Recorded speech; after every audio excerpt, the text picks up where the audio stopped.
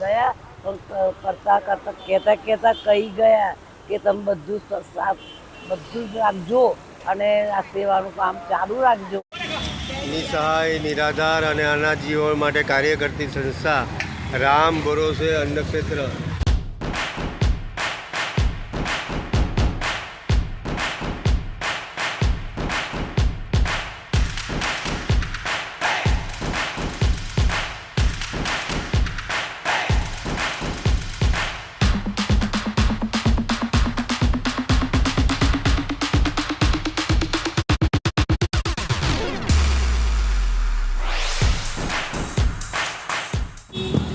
વડોદરામાં આજે અમે તમને એક એવી વ્યક્તિની મુલાકાત કરાવવા જઈ રહ્યા છીએ જેઓ અનેક માટે આશીર્વાદરૂપ તથા પ્રેરણારૂપ છે. સાક્ષાત અન્નપૂર્ણા સમાન છે એવા રામ ભરોસે અન્નક્ષેત્રના નર્મદાબાને આજે મળવાનું છે. અમે આવ્યા છીએ, આજે ગુરુવાર છે અને કીર્તિ મંદિરની બહાર આ માણસોની જે લાઈન દેખાય છે તમને, આ જુઓ. તો આ કાર્ય શું છે અને શેની માટે બધા ભેગા થયા છે, તો એની માટે ચાલો આપણે મળીએ નર્મદાબાને અને આ એમના કાર્ય વિશે જાણીએ. મિત્રો, વિડીયો સ્કીપ કર્યા વગર આખો જોજો અને આના ઉપરથી ઘણા બધાને સપોર્ટ પણ મળી જશે અને તમે પણ જો આ સેવા કાર્યમાં કોઈક રીતે જોડાવા માગતા હોય તો પણ એ એક ઉમદા કાર્ય છે અને તમને એ મળી જશે કે કઈ રીતે જોડાવું. અહીંયા આગળ વિડીયો પર ડિસ્પ્લે પર જે નંબર પણ ડિસ્પ્લે થાય છે એના દ્વારા પણ તમે જોડાઈ શકો છો. તો ચાલો વિડીયો શરૂ કરીએ.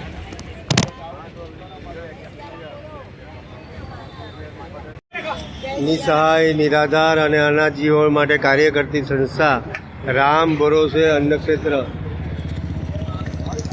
આજે 35 વર્ષથી વડોદરામાં અતુટ ધોરણે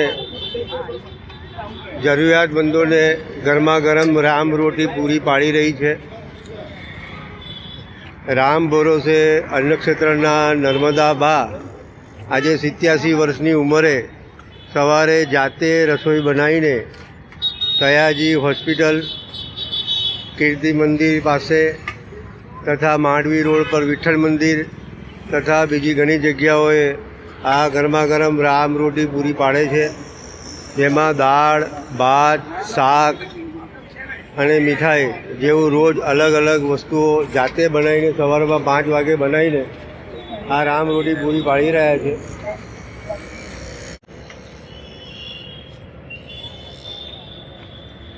દસ વ્યક્તિઓથી આ શરૂ થયેલું રામ ભરોસે અન્નક્ષેત્ર આજે રોજના 250 થી 300 વ્યક્તિઓને જમવાનું પૂરું પાડી રહી છે.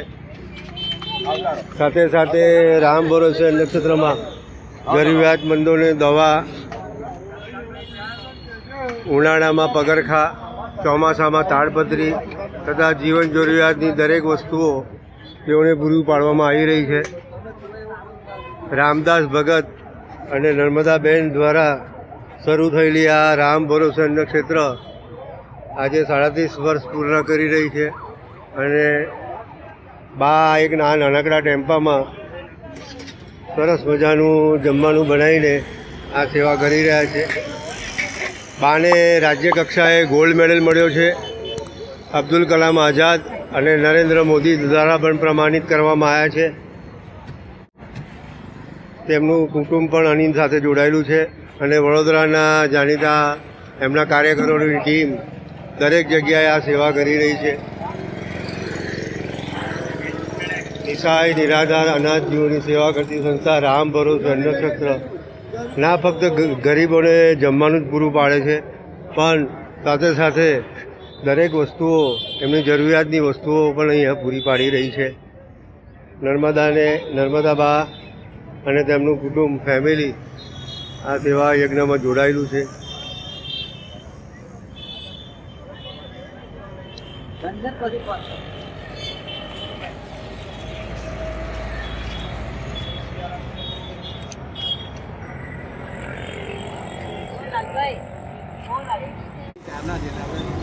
ગયા પણ કરતા કરતા કહેતા કહેતા કહી ગયા કે તમે બધું સાફ બધું જ રાખજો અને આ સેવાનું કામ ચાલુ રાખજો અને હસતા ખેલતા બધું કામ કરજો.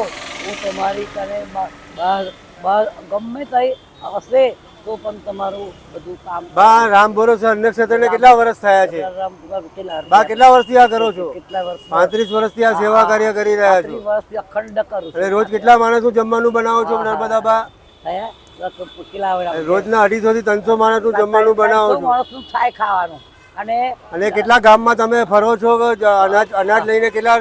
કનકોઈ, મેઘાકોઈ, રઘુપરા, પાતરવેની, ઓરા ગોમડી, સમસુરા, ધનિયાવી, બધા જ ગામો, આ અલગ અલગ ગામોમાં દર મહિનામાં 4 વખત બા જાય છે અને જરૂરિયાતમંદોને અનાજ, ચોખા, તાડપત્રી, પ્લાસ્ટિક, નાના છોકરાઓના સ્લમ વિસ્તારમાં એજ્યુકેશનને લગતા નોટબુક, ચોપડા, એમની ફીને લગતા બધા જ કાર્યક્રમ થાય છે. અત્યારે આ જોઈ રહ્યા છો નિસહાય, નિરાધાર અને અનાજ જીવોની કાર્ય કરતી સંસ્થા રામ ભરોસે અન્ય ક્ષેત્ર છેલ્લા 35 વર્ષથી અતૂટ ધોરણે થઈ રહી છે. 35 વર્ષની અંદર કોરોના કાળ આવ્યો કે કરફ્યુ લાગ્યા કે કોઈ પણ ઘટનાઓ જ્યારે આખું શહેર સ્તંભી ગયું હતું ત્યારે પણ નર્મદાબાએ આ સેવા ચાલુ રાખી અને એક ઉમદા ઉદાહરણ પૂરું પાડ્યું છે. કોરોના કાળમાં પણ જ્યારે લોકોને ખાવા પીવા રોજગારીની તકલીફ હતી ત્યારે પણ રામ ભરોસે અન્ય ક્ષેત્ર રોજે રોજ સવાર સાંજ જમવાનું બનાવી 500 700 માણસને જમવાનું બનાવીને તે પણ પૂરું પાડતી હતી.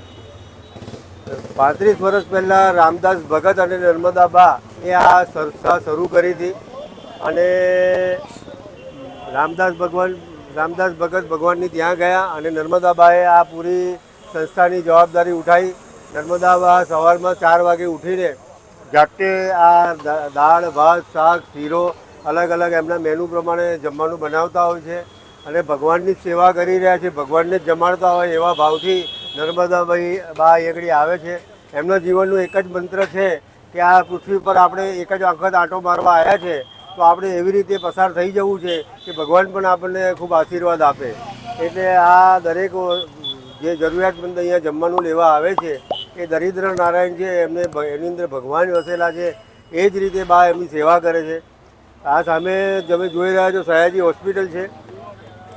આ સયાજી હોસ્પિટલની અંદર જે દર્દીના પેશન્ટો અને જે સગાવાલા હોય છે જે MP અને UPથી આવતા હોય છે એ લોકોને 15 દિવસનું હોસ્પિટલાઇઝ હોય છે. એમના સાથે એમના પેશન્ટના રિલેટિવ્સ પણ હોય છે. એ રોજ 15 દિવસ સુધીનું જમવાનું સવાર સાંજનું ક્યાંથી લાવી શકે. એટલે એ લોકોને પણ અહીંયા ટિફિન વ્યવસ્થા કરતા હોય છે, ટિફિનો લઈ જતા હોય છે. સાથે સાથે હોસ્પિટલમાં રહેલા જે પેશન્ટો હોય એમને દવાની જરૂર હોય, જે હોસ્પિટલમાંથી ના પૂરી કરાતી હોય, ઓપરેશનમાં સહાયની જરૂર હોય કે બીજી એને ભાડાથી માંડીને કોઈ પણ જરૂરિયાત હોય તે રામ ભરોસે અન્ય ક્ષેત્ર તથા એમના કાર્યકરોની એક આખી ટીમ છે જે અહીંયા આગળ સેવા કરવા આવે છે પછી જ પોતાના વ્યવસાયે જાય છે. બાના જે રામ સેવકો છે એ એમની સાથે ખભા મિલાઈને કામ કરી રહ્યા છે. 35 વર્ષથી આ રામ ભરોસે અન્ય ક્ષેત્ર ચાલે છે. નર્મદા બાને વડોદરા રાજ્ય કક્ષાએ red and white bravery gold medal મળેલો છે. અબ્દુલ કલામ આઝાદ અને નરેન્દ્ર મોદીએ પ્રમાણપત્ર આપેલા છે.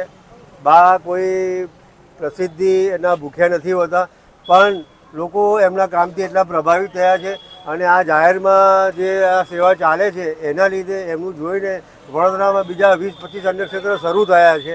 એટલે આ એક પ્રેરણા મૂર્તિ નર્મદા બા એ અલગ અલગ સંસ્થાઓને પણ પ્રેરણા આપી રહ્યા છે. એ મારા માતૃશ્રી પણ છે અને અમારું આ સમગ્ર કુટુંબ, અમારું ફેમિલી આની સાથે જોડાયેલું છે. આ અમારા એમના દીકરાની વહુ છે. એટલે આ રીતે આ સેવા ક્ષેત્ર ભગવાનનું કાર્ય ભગવાન ચલાવી રહ્યા છે. અચ્છા, તો જય શ્રી કૃષ્ણ. તમે પણ આપ સૌ પણ જોડાઈ શકો છો રામ ભરોસે અન્ય ક્ષેત્રમાં. જય શ્રી કૃષ્ણ. કેટલા હશે? મિત્રો, વિડીયો ગમ્યો હોય તો બીજા સાથે શેર જરૂરથી કરજો અને તમે પણ આવી કોઈ વ્યક્તિને કે જગ્યાને જાણતા હો તો અમારો સંપર્ક ઈમેલ દ્વારા કરી શકો છો. તો બસ ફરી મળીએ આવા જ એક અલગ વિડીયો સાથે. ત્યાં સુધી ઘૂમો ફિરો, ખાઓ પીઓ और मस्त रहो and don't forget to keep watching with discovering डियोस.